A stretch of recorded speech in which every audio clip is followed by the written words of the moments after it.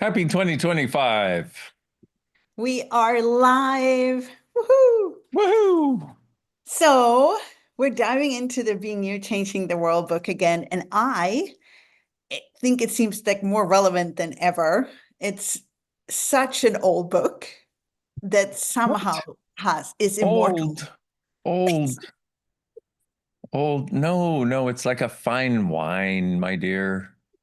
You don't call a fine wine old. You call it age. You call it something. I don't have words for fine wine right now. I wish I had a Well, glass of fine wine, but that's a story for another time. All right. and also every time I read this book, even though I was part of writing it, every single time I find something new in the book. It's like as I change, the book change, and as the world change, the book change. So how does that work? And do you experience that too?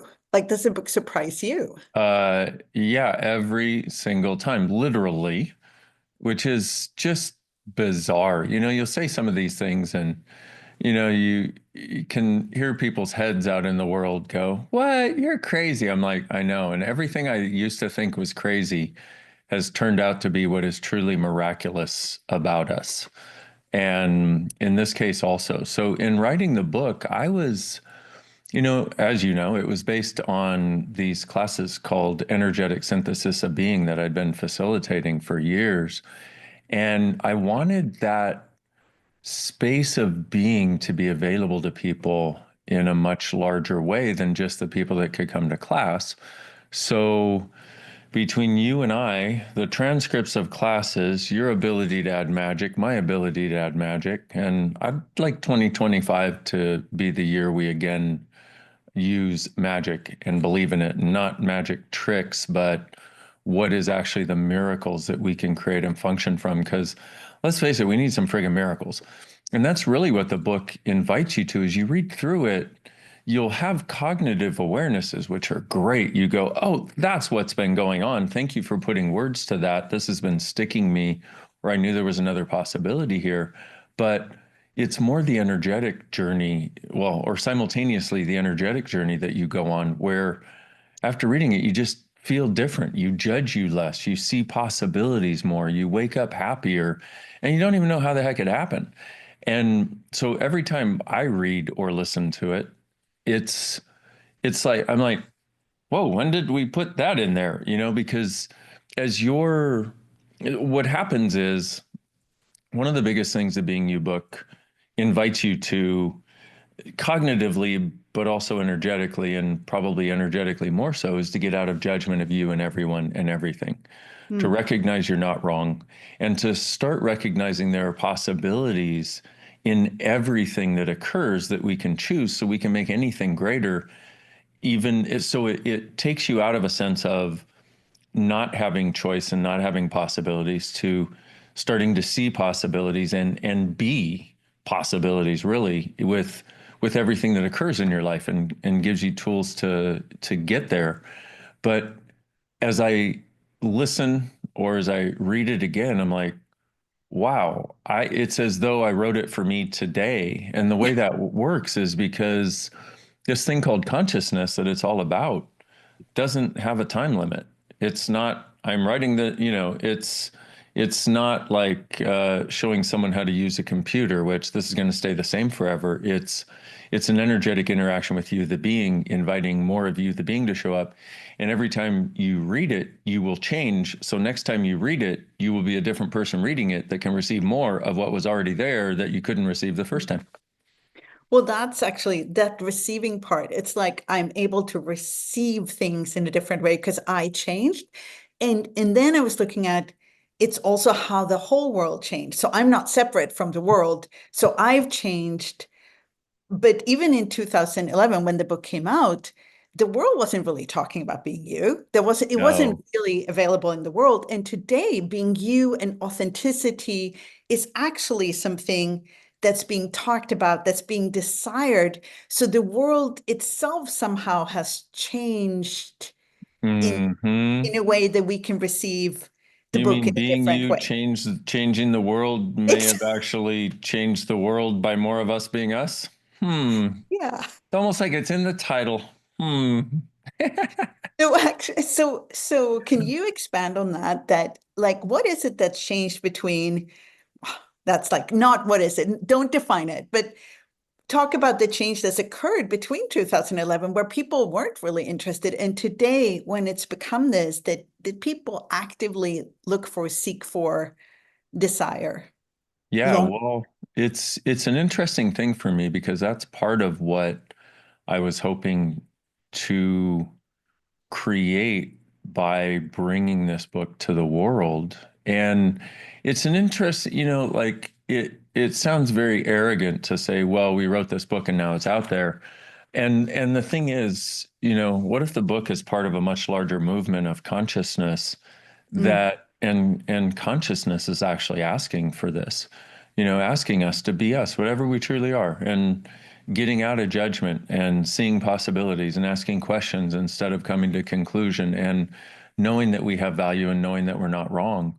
Um, and so it's an interesting thing to have written the book and then see this everywhere in the world. It's valuable when Coca-Cola starts using it in their advertising. Okay. And when I say it's valuable, what I mean is it's filtering into the world. And see, that's not the value to me, though, Coca-Cola using it in its advertising. But you can tell that, oh, this is becoming mainstream now. And that's what I would like with everything that we introduce in the book and everything that we talk about. This, once again, real simple, getting out of judgment. Start asking questions and start looking for possibilities. Recognize you're not wrong. Recognize there's a gift in your unique perspective that you have in the world. And the people that have followed that have created amazing successes in families and businesses and in every area of their lives because they're no longer looking through the structure of judgment that is supposed to make everything right. They actually like who they are and are willing to function from that, which is a really beautiful thing. One of the things that's fascinating about that is the examples in the book, like the stories in the book, they're from your life, from your very specific life. And yet this book somehow pulls people in from every sex, every gender, every age. It doesn't matter what religion, what culture, it really seems to be congruent with seekers or dreamers like all around the world. So, what is that like what is it that makes it so relevant and speaking to so many different kinds of people at the same time? Well, the way I would say it is this is us. It's an Mm. acknowledgement of all of us. I use my stories not so I can tell a story. Like, I need to tell my story. Would be funny. It would be a totally different book. Hi, Yeah. I'm Dain here, and I'm very important. Check this out. Um, but what I've done with the stories in there are acknowledging a lot of the things that we all have where we'll be looking from one place that isn't creating a lightness, isn't creating a sense of ease or possibilities. And starting from here and then going, hey, here's the possibility I didn't see before. And but not just in a linear way, in a really sort of expansive way. So from one situation, another person can take it and look from here and another one from here and another one from here. But each of those, instead of the because we do so much contraction into judgment of ourselves and we think we're the only one and we think we're wrong. And then Mm. when somebody tells you a story and how they found out, wow, I thought I was wrong too, and here's what I found is actually the possibility, and here's how I found that I can be in the world that is so different, because the primary thing we're judging ourselves for is being different. And in that book, you realize your difference is actually your greatness. Your difference is a gift to all of us. And so thousands of people, every single person watching or listening to this live is also receiving it in their own way. And the difficulty is we keep thinking we're the only one and therefore there must be something wrong with us. But what this shows you is you have your own perspective. That is a gift. And as you receive that and acknowledge that as the gift, you start to embrace a lot more places where your unique perspective is a gift.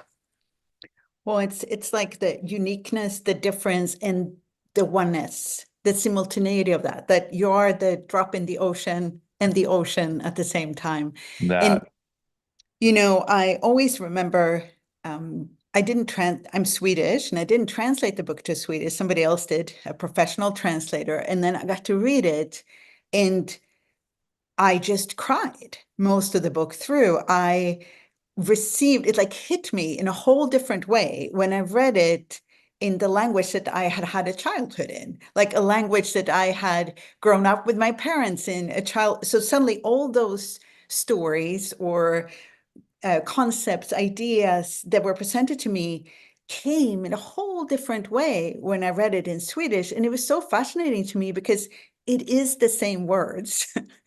They're translated into another language, and suddenly I got the whole culture and all of that with me.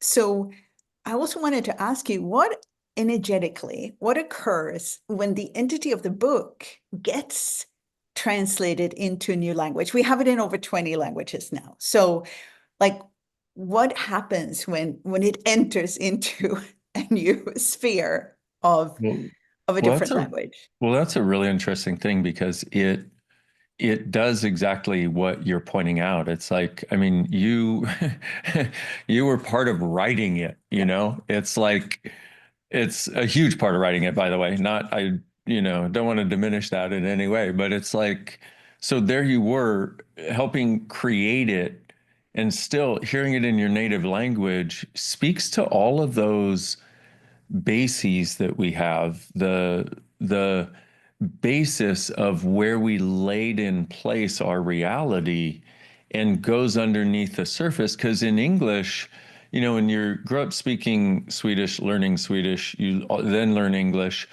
And what happens is everything goes through a filtering system.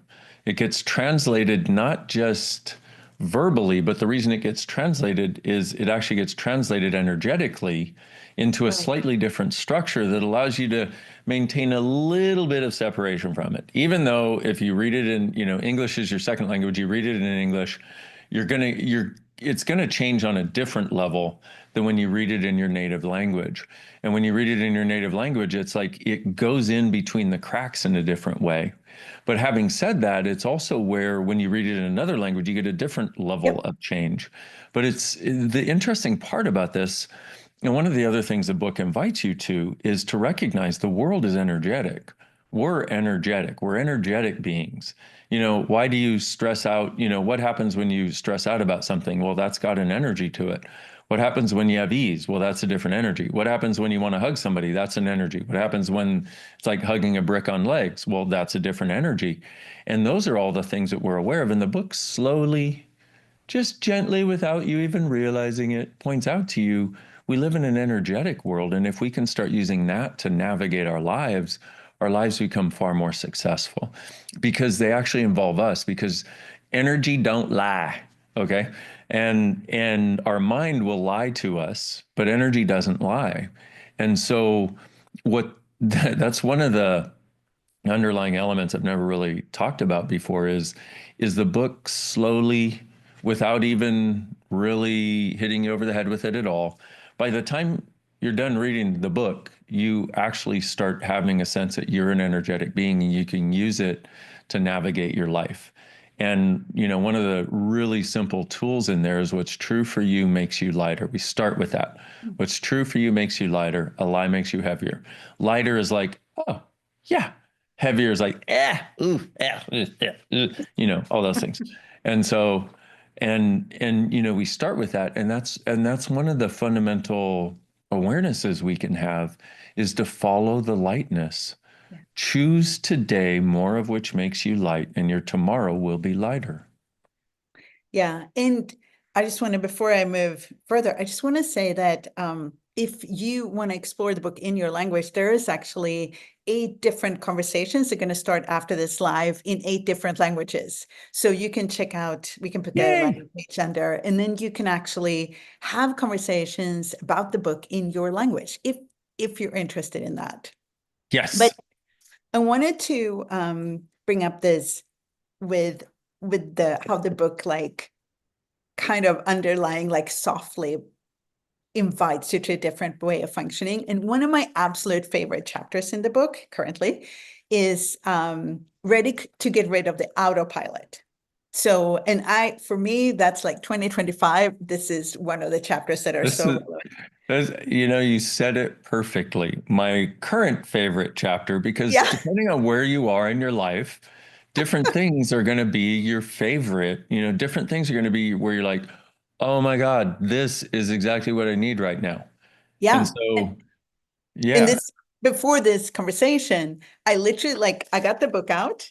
I have a lot of little things here, but I got the book out and I was like, okay, which chapter would like to be part of this conversation? And this chapter opened up and said, hello. So I want to yes, read like a super short paragraph here, and then maybe you can expand on this like into 2025 and what being you is. yes. And And it- I just want to say one thing because you cut out a little bit. It's called Ready to Get Rid of the Autopilot. Like, are you ready to get rid of the autopilot? Go. and so here we go. And the translators, you got this. I sent it to you. So in the beginning, it may seem like it takes a lot of energy to be present. You are fighting your own awareness because you think you have to do something about everything that you now perceive. Then there's a point, if you're actually willing to be present, that instead of taking energy from you, you actually have a lot more energy and life available when you turn the autopilot off. So could you expand on that for this year? Yeah, you're this is one paragraph in a book that has a few hundred pages, and um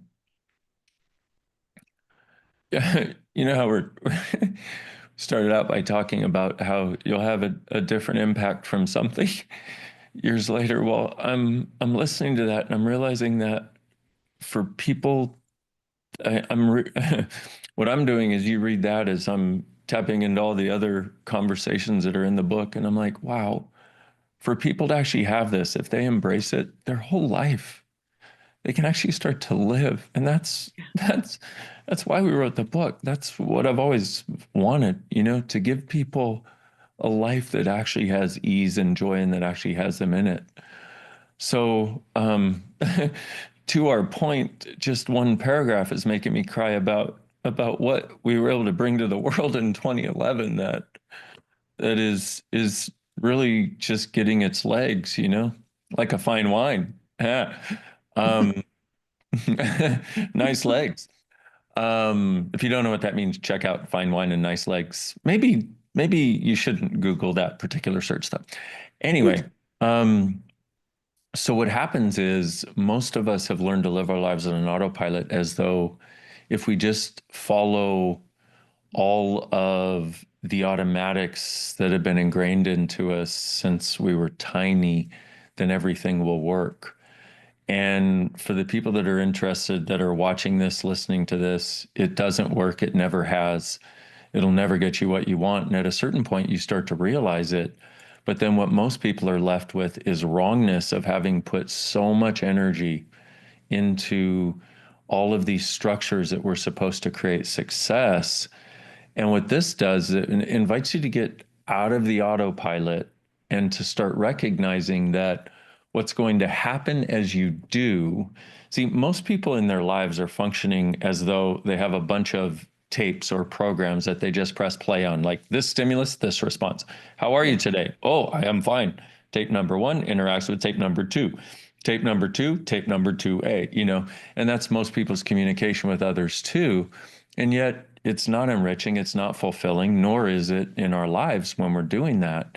And when we're doing that, we can't create something different. So, this idea of getting off the autopilot is actually getting present with when you're doing that, but not judging it, but Mm. also getting present with when you're doing it and just taking a moment before, because on autopilot, there's stimulus response, there's no space. And what I invite you to do in the book is just notice there is a nanosecond of space there. And the more you notice it, like, oh, My mom is calling. Like stimulus response. Okay, my Mm, mom is calling. Okay, wait, I don't have to go. If I don't have to go where I've always gone before, what choice do I have available and what would I like to choose? And the first many times you do it, you'll be like, I can't choose something different. I'm going to go into my reaction. And by the way, if when your mom calls, you get really happy, I think that is wonderful. I'm very happy for you. Okay, good. That's the way it should be. Um, but what happens is, okay, mom calls and you start to notice you're making a choice for autopilot, which mm, is like, wait a minute, it's an autopilot, which should indicate that the autopilot is the one with choice, but it's not. You are. You're choosing to not be present and function that way. And so what starts to happen is there starts to become this space between stimulus and auto response. And in this space, you can choose your response, or you can choose not to respond at all. And you start to realize you have choice. Well, when you do this, if you do it in any area, what starts to happen is, because the way we're wired, once again, we're energetic beings. So what happens is this is not linear. Okay, this is not program. It seems like a program, but it's actually not. And so what happens is we notice it in one area with my mom. And then because we're so amazing energetically, we start to notice all the other areas where we seem like we're on autopilot mm, and where we've just not really been present in our lives without realizing it. We've been as present or sometimes more present than most people around us, but we haven't been as present as we can be. And this is where the distinction comes in also. And so what happens is you start noticing it at all kinds of other areas where you just go stimulus response, which you then realize, because the book does its little drippy thing through your life that you don't even realize is happening. It's like magic. You then realize, oh my goodness, I'm everywhere I'm doing autopilot, I take myself out of choice. And mm. then, whoa, wait a minute. And the other thing the book invites you to, without even realizing it, is choice is one of the greatest gifts you have. And you're like, wait, I would like more choice, not less choice, right? Because and what it does, it also starts breaking the conditioning that choice doesn't exist and that all choices are autopilot choices and that it's just stimulus response. What that does, sorry, this is a big conversation. I know you open the door and you're like, could you tell it in 3 minutes? No, I can't. Okay, there you go. So what that does is it takes you from creates a space where instead of your life being run by all the stimuli outside of you and Mm, all of your automatic responses to it, like almost everyone you've ever known, you start to recognize, wait a minute, it feels a lot lighter and feels a lot better to me when I'm actually present to be able to choose instead of checking out of my life and letting some mental program run it. And then in that process, one of the things that happens, which you mentioned in the paragraph, is you actually start to get a lot more aware. And the thing about awareness is because we run our lives on autopilot, so we don't have to be aware, right. assuming that that is going to make it easier on us. But the only thing that allows us to create something different is awareness. Well, it Mm, starts with awareness, awareness of what is, but also awareness that we would like something different. And then the awareness of what can I use to get to the different place and space that I would actually like. And people are starting to wake up and go, I'm not content yeah. with what has been and what appears to be. How do I have something that actually works for me? And that's what this conversation is about. And as you start to get more aware, it may seem really uncomfortable because why would we create an autopilot in the first place to not have to deal with the things that are uncomfortable? But what this and the rest of the book and the chapter do is invite you to recognize it may seem uncomfortable as you get more aware and as you stop giving yourself the out of being on autopilot. But that is actually not a bad thing. It's actually your awareness, and you can use that awareness to guide your life and living to where you would actually like it to go, finally, not just where you're supposed to go based on your family, based on the world and everything it wants to pull you into. And we can really use that awareness right now. Yeah. Oh, would you say that's the difference of doing you and being you? Hmm.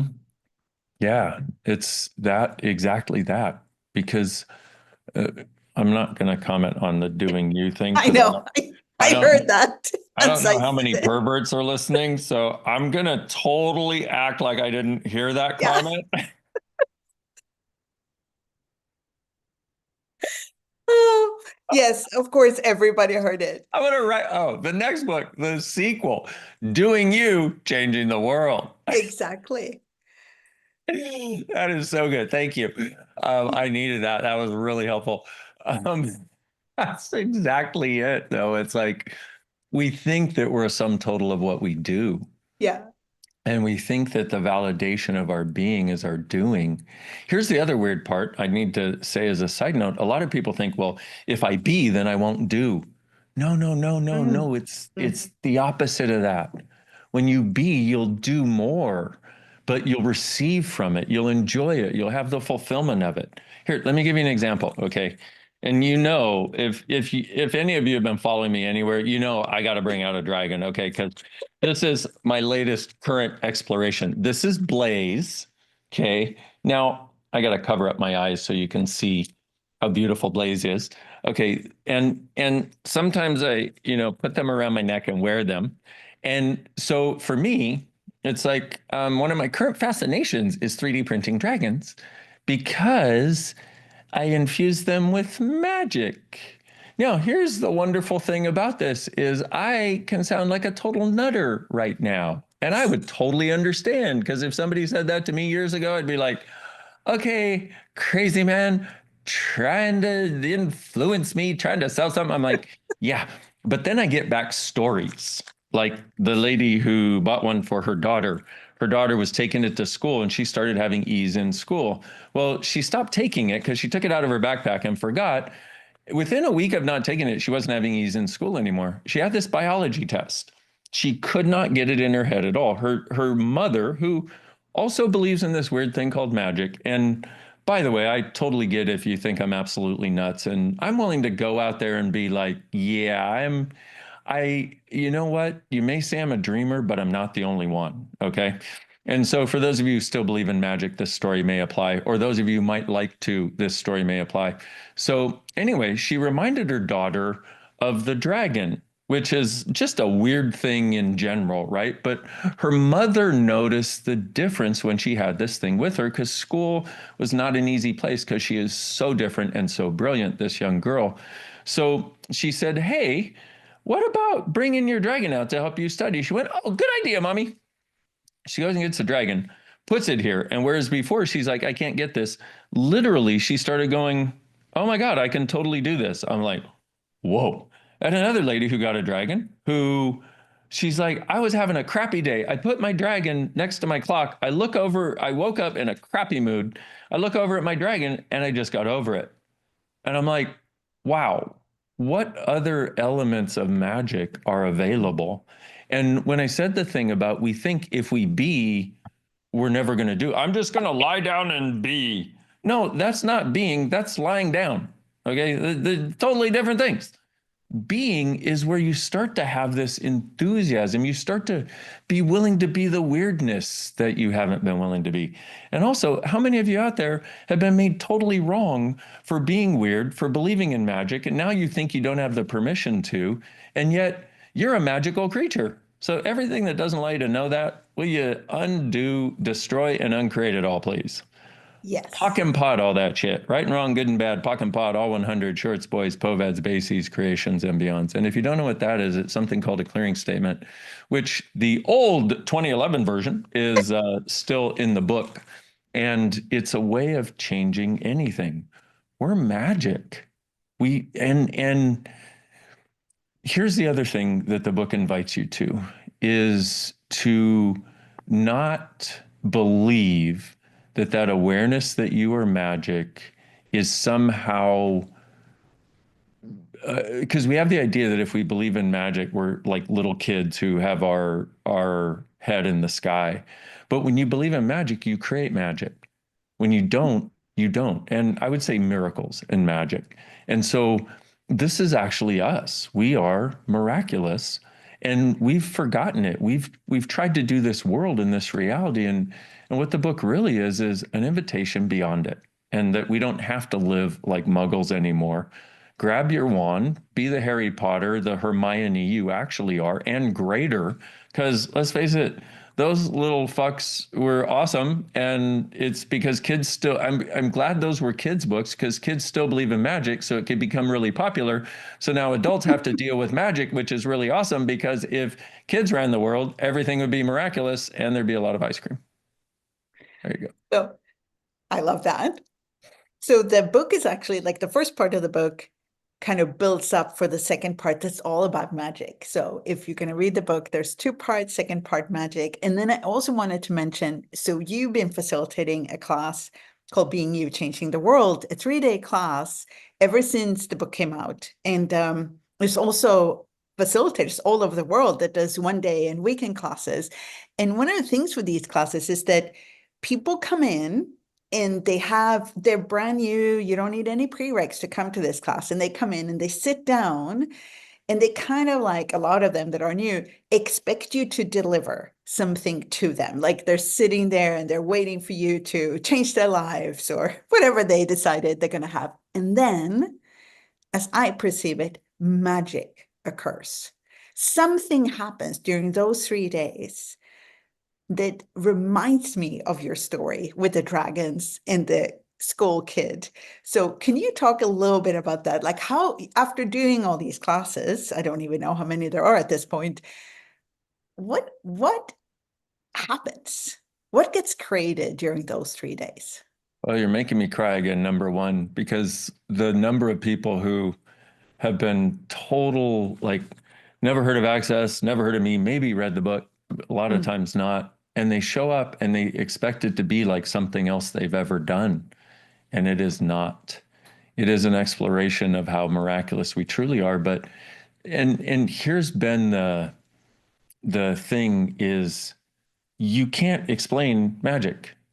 No. You can't explain a miracle. By definition, it's not explainable because if you were defining it, it would no longer be miraculous and it would no longer be magical. So what happens is people come in and, I realized that what I do is from my awareness of how miraculous underneath the surface we all are.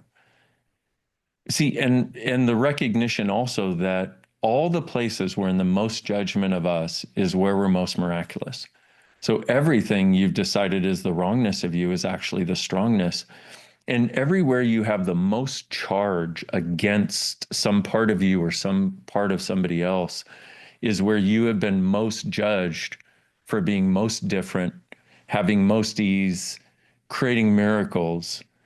And what I do is I know this because I've seen where I've done it with me and I've seen how in having the vulnerability to not have to be perfect anymore and to be willing to screw things up and to be willing to push buttons and all that sort of stuff that it creates such a beautiful space of people to offload their judgments of them and the world, their judgments of their choices, to offload their wrongness, to to start realizing, oh my God, this area, and please, if you're out there and you have some area right now, you probably have lots. Most people do. I used to. Now I have many fewer. But if you're out there and you have some sense of something that you are so wrong for, what I found is it's actually where there's something you are so not wrong for that has been twisted at some earlier point in life. And that's the only thing we're willing to see, the autopilot, basically, the only perspective we're willing to see it from. And the interesting part is what I do is people get to ask questions in class. And what happens is with all kinds of people asking questions, you'll have somebody asking about something and you'll be like, oh my God, energetically, that's the same thing that's what I've been stuck with. And in walking that person through, I know you think you're wrong, let's go. And they realize, oh my God, not only am I not wrong, and the end result of 99.9% of the conversations and the change that we do in class where somebody started out with an immense sense of wrongness is that they're actually a miracle and other people couldn't receive it. They were made wrong for being it. So they decided because they want to be a good person and not a bad person that they need to cover this up, except they're using so much energy against the miracle that they are. And when that bubble pops, when they don't have to do that anymore, everybody in the frigging class is like, oh yeah, that. And that too, like I say, the book is this, it's like it sneaks it in there. It sneaks possibilities in where you didn't even know they were seeping in. The class does the exact same thing. And what happens is the end result is after 3 days, or if you're doing a class with another facilitator around the world, like you said, we have these beautiful facilitators. They're facilitating 1 and 2 day classes, and they're friggin' beautiful. But the result is at the end, you don't even know what happened, but you like you and your life more. You no longer walk through the world with hopelessness. You walk through the world with a sense of, wow, this is my world to create. What Mm, else can I create? And here's the other thing is most of what's out there in the realm of change or personal development or whatever you want to call it, the most people think they can hope for is to get out of some element of pain and maybe solve some of their problems as though that's going to create happiness or that's going to create fulfillment. But in actuality, that's like that right there is the very top. What this is about is getting to not just beyond pain and problems, but getting to get to be something that is once again unexplainable, but energetically you can start to get to be something that allows you to, because you're the common element in every area of your life. And when you actually get to be more of you, you interact with everything differently. So it's not just about getting rid of your problems. Like you're like, oh my God, I can't believe I came here to get rid of my problems. I'm here to live now. And that's what shows up for people. I think you were talking at the very beginning about how there's like an undercurrent in the book that's about energy and about like stepping into becoming alive. And I read something the other day about how authenticity, the frequency of authenticity, is 40 times stronger than love or shame or anything like that. And in a Being You class, one of the things, like just a split second of authenticity, just gives us such a burst of what we may have been longing for like for years and Yeah, maybe our whole life until then. And then you have these 3 days where you get to experience that vibration of being us, a vibration of somebody being willing to ask a question, being them, authentically actually being the presence of them. I think that, like when I walk out of a class, a Being You class, I have that, and it's like I get infused with that energy. I know that's like, then I know that's the energy I'm looking for. That's the energy I would go for. I would choose yeah. that. That is so beautifully put. And and the thing is, we keep thinking we can think ourselves into the energy of our life. We can think ourselves into authenticity. But what this shows you is number one, that's an invalid construct, doesn't actually work, never has. You've been trying your whole life. How well has it worked? But number two, the ease of this energetic way of going about it. Like, and exactly that. It's like, I'm gonna have that, you know? Yeah. And you'll see somebody and it's so beautiful. And what's interesting is if I called like it's interesting because this world we live in has all kinds of very important triggering buzzwords like authenticity, which is great, but that's being. But when I say being, people are like, oh, that's whatever. And you go authenticity, you're like, oh, I would like authenticity. I would very much like to be authentic because that sounds something that I can prove to other people that I am. I can have psychological conversations with people who listen to podcasts who, as we know from the triangle of utter awareness, we have kindergartner, high school, college. We have PhDs here, and then those who listen to podcasts are at the top of the awareness chain in the universe. Anyway, if I talk about authenticity, I can talk for hours. That's what I would like, being authentic. Yeah, but it's being, Yeah. it's you getting to be you, authentically you, without having to make you wrong and being able to be as vulnerable, as weird, without a judgment, not doing it to push people's buttons, just doing it because it actually works for you. That space, Yeah. that sense, that authenticity. And I don't have a problem with the word authenticity. I just want to point out that we if something has a certain buzzword, we'll be more attracted to it. But it's actually authenticity. You're being authentic when you're being you. And I just realized it's you saying it's so much easier. It's near like you can't figure it out. You can't think your way to it. You basically fall into it, Yeah, kind of like exactly. by surprise. You There I fall am. into it when you least expect Yeah. it. You're like, did I just step in a puddle of being? Yeah. Is that what happened? Oh Woohoo! shit. I fell all the way into that puddle. Who knew? Exactly. Okay. So, oh, and I want to mention, so we do have a Being You Changing the World class coming up soon. I mean, Dain more or less always has one coming up, but we do have one in Budapest, Hungary coming up, or worldwide online, and it's in the beginning of February. So you can check Yay. that out. If you want to fall into a puddle of being, Do you you want to can fall go into there. oops, I slipped and fell into a puddle Yeah, of my own being. I don't want to get exactly. out though. Okay, so how one last thing I would like to Oh, ask you wait. Since you about. mentioned the class, can I also mention I have a telecall coming up, which is the telecall you really need for 2025 that starts on January 21st. Now, a lot of you are going to be watching this a lot later. So just just know that it may not be coming up for you. It may have already passed. There you go.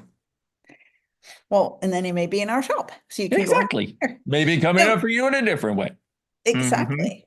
Well, at the very end of the book, there is I think it's called, it's not the end, it's like the beginning, and it's called Your Marching Orders. And there's a really short part there I like to read and then see where you can take that for 2025. What are our marching orders for 2025? So let me just read this part first. So see if I don't want to see if I can do this. How many of you know that you want just a slightly better version of this reality? And what if that were not enough for you? What if you know everything has to change? But what if it were easy and spacious? What if it were not change as this reality tells you is necessary? What if it were change from a totally different place? What do you know that you've been pretending not to know for a very long time? What are you that you've been pretending not to be for a very long time? Are you willing to be that now? Because, my friend, it takes all of us. Well put. Oh, that's you. What do you know? What is your being asking to be given permission to be? And you would think, oh, my being, I am being, but a being doesn't judge. A being doesn't not like itself. A being doesn't walk through the world feeling less than. A being contributes to all other beings and receives from all other beings. So there's this other element that we have instituted as though it's us. And what this whole book is about and what you just read is about, which is the very beginning, by the way, of a rather dynamic last chapter. Yeah. Um, that thing, wow, you want to be inspired to live that. And what all of this is about accessing is the thing beyond the personalities that we've invented, beyond the autonomy we've been doing, beyond all the things that we have invented as though they are us. that are not fulfilling for us, that are not joyful, that allow the contraction into judgment instead of the space into the wonder of what is possible.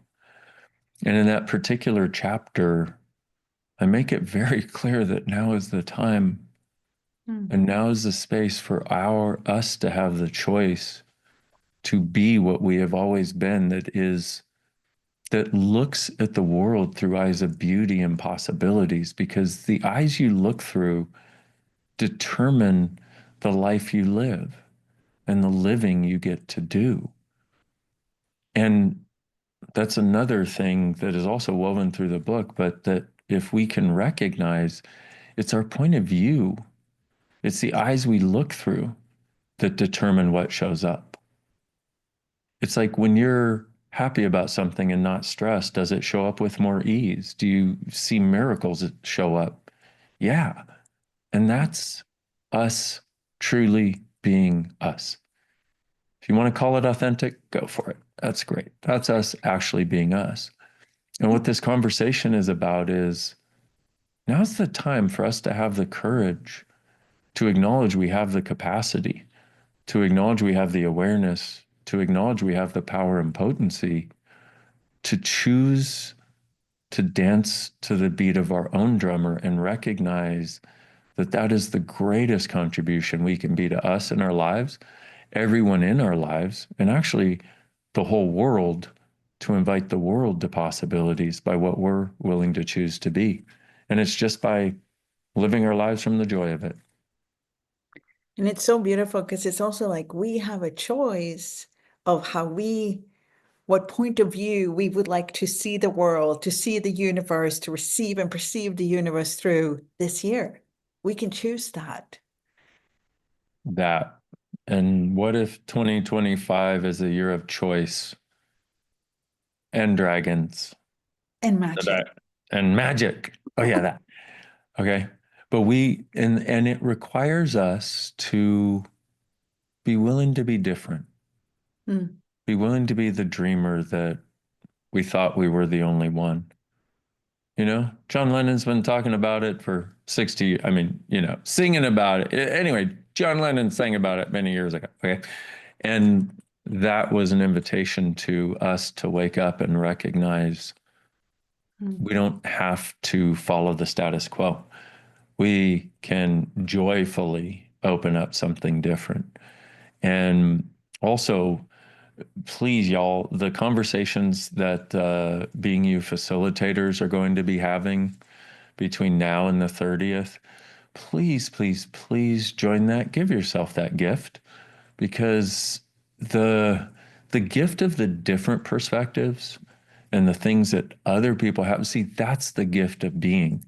Each person offers us a unique gift if we're willing to receive it. And when you go on there and you're part of that, if you're asking a question or if you're just listening, you're actually co-creating every single one of those conversations. And that's one of the things that I became aware of more and more, from this book, but also from the classes, that it's a co-creation. The That. world is a co-creation. So thank you so much, Dain. And Thank you. what else is possible? Truly. And I'd also like to thank the translators and all the amazing people behind the scenes that make this happen. You guys are such a gift. Thank you. Yes. Thank you so much. Bye bye. Happy 2025.